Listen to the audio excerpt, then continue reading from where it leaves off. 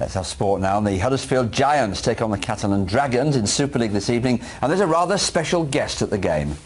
That's one way of putting it. Tanya is there. Let's have a look. Yeah, this is in fact the Bloodhound, and it will one day break the land speed record, we hope. Well, this is John Ellis who's going to tell me all about it. Let's start at the front, because that little window, that's going to be where the driver goes, isn't it? That's Andy's office. That's where he sits and he drives, steers the car, takes all the controls. Not a great field of view, because all he's got to do is drive down a desert in a straight line. Doesn't sound too difficult, really, when you say it quick. He's actually a pilot, isn't he? He flies jets for a living. He does. He's an RAF fighter pilot, yeah. Well, let's move down a little bit, because, I mean, this isn't exactly a car, is it? There are rockets going all of this, isn't it? That's why you'll get to go so fast eventually. Yeah, we've got a rocket built by a young man called Daniel Jubb. Delivers a load of power. We've also got a Rolls-Royce Eurofighter Typhoon jet engine in the back of the car.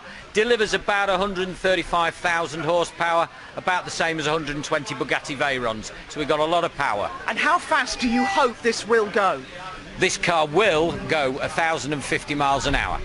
Give us an idea. I mean, that speed we can't even think about. Give us an idea what that means. Okay, well, we're down at the Giant Stadium. We would go the full length of the Giant Stadium in about a second. It'll do a mile in 3.6 seconds, so it's pretty quick. And give us a time scale. When's this going to be in action? We should be running the car in South Africa in 2015 and 2016. I mean, it is quite something, and it's fantastic, isn't it, to see all these kids down here having a look at it. Well, the whole project's about engaging with the young people in developing capacity in science, technology, engineering, mathematics. Yorkshire, great heartland of engineering, and we need more young people to come in, working with partners like Cummins, developing little strategies and little projects for kids to work on in the classroom. Gives them an idea that engineering's not about dirty work, it's all about high-tech engineering and manufacturing. I would love to come and see it when this happens. Let me do that. We should talk rugby league while we're here. I have an old friend, Robbie Hunter-Paul, come in, former Giants player, of course. You never grew quite this fast in your playing days, did we? We won't talk about that.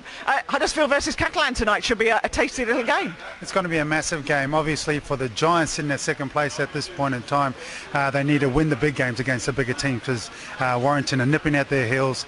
With Warrington beating Wigan on Monday evening, it's meant that they're only a few points behind, 3 points behind. Really opportunity for the Giants to come out this evening and put the pressure on Wigan. And we've been used in the last couple of seasons of them beginning to wilt, and they're just not doing that either. This Giants team looks the real deal. Oh, it really is, because they're a different squad. They've got a different mentality. They're all pulling together really well. And at this point in the season, there's only one major injury in the team, and you know, he'll be back within 8 weeks as well. That means that the team is deep.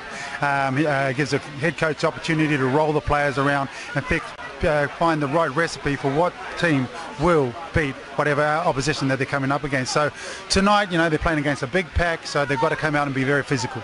You fancy a go in this? I would love to have a go in this, but actually I'm a bit intimidated. Yeah, you and me both. That is speed we can't even think of. Robbie, thanks very much indeed for joining us. There is full match commentary on the game on BBC Radio Leeds. I should also mention the Northern Rail semi-final between Doncaster and Sheffield. Radio Sheffield have got commentary on that. Well, moving on to boxing, because Leeds' Nicola Adams is preparing to get back into the ring. She heads a 4-woman squad that is going to the EU Championships in Hungary. It is her first outing back since the London Olympics. So what has that gold medal that she got there done for her sport?